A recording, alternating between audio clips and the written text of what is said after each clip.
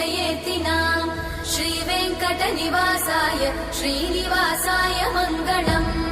लक्ष्मी सविभ्रमालोक सुभ्रूविभ्रमचक्षुषे चक्षुषे सर्वलोकानां वेङ्कटेशाय मङ्गलम् श्रीवेङ्कटाद्रिशृङ्गाग्रमङ्गलाभरणाङ्गये मङ्गलानां निवासाय श्रीनिवासाय मङ्गलम् सर्वावयव सौन्दर्य सम्पदा सर्वचेतसां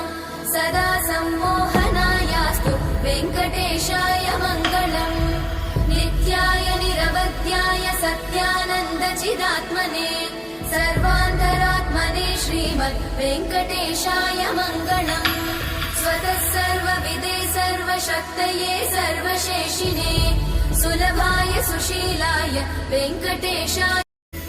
श्रियकान्ताय कल्याणनिधयाय कल्याण